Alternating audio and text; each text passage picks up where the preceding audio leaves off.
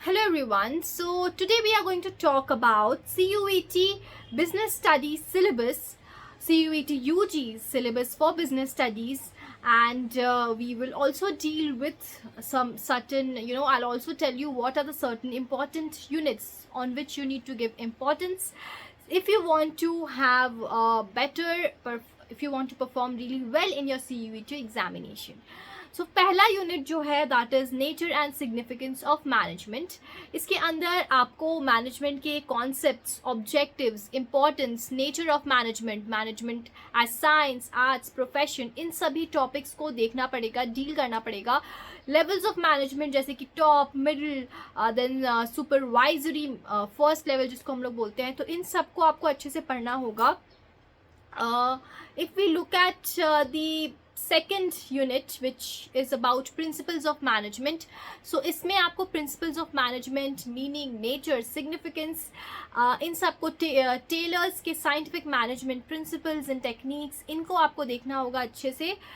The third unit which is of business, which consists of business environment, इसमें आपको business के meaning, dimensions, importance, business environment such as economic, social, technological, political and legal, इनसे questions आएंगे. सो ये क्योंकि एक theoretical paper है, सो काफ़ी हद तक काफ़ी स्कोरिंग सब्जेक्ट है, but you need to understand that कुछ ऐसे यूनिट्स हैं विच आर इमेंसली इंपॉर्टेंट, जैसे कि इकोनॉमिक एनवायरनमेंट इन इंडिया, काफ़ी इंपॉर्टेंट टॉपिक है. इसके अंदर इम्पैक्ट ऑफ गवर्नमेंट पॉलिसीज़ के ऊपर आपको ध्यान देना है.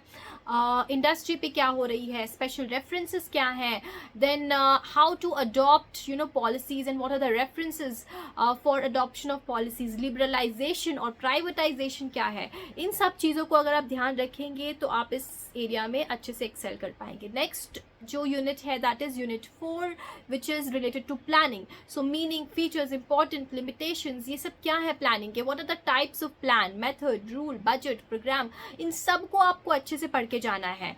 फिफ्थ वाला जो यूनिट है that talks about organising. Now इसके अंदर आपको meaning and important steps in the process of organising, इनसे रिलेटेड क्वेश्चंस आते हैं, जैसे कि डेलीगेशन का मीनिंग क्या है, उसके एलिमेंट्स क्या है, इंपॉर्टेंस क्या है.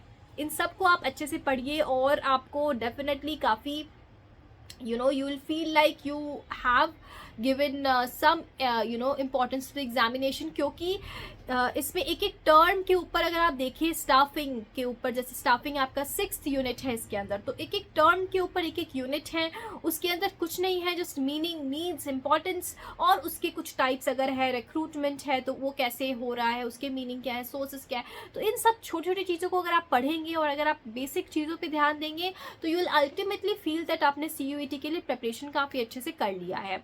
नाउ उसके बाद एक यूनिट आता है डायरेक्टिंग का. इसके अंदर अगेन आपको डायरेक्टिंग के ऊपर पढ़ना है. Next unit is on controlling, और इस तरीके से आपका दूसरा जो सेक्शन है which is related to business finance and marketing, इसमें आपको बिजनेस फाइनेंस से रिलेटेड क्वेश्चन है ना, ये जो है ये काफ़ी एक थोड़ा सा डिफिकल्ट हो जाता है बाकी एरियाज़ के कंपैरिजन में. इसमें आपको बिजनेस फाइनेंस के meanings, roles, objectives of financial management, इन सबको पढ़ना होगा.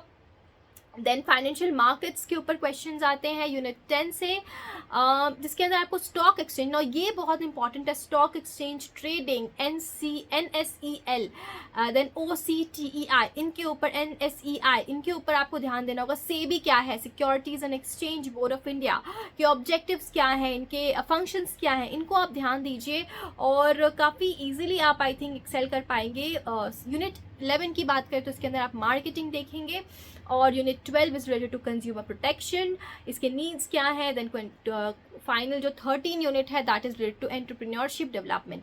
सो ये है आपका ओवरऑल सिलेबस. इससे रिलेटेड हम क्रैश कोर्स बहुत जल्दी लॉन्च कर रहे हैं, इनफैक्ट बहुत जल्दी वो लॉन्च होगा. तो आप अगर आपको चाहिए आप हमारे क्रैश कोर्स में इनरोल कीजिए, इसके साथ साथ अच्छे से पढ़ाई करते रहिए and you will definitely crack the examination. Thank you.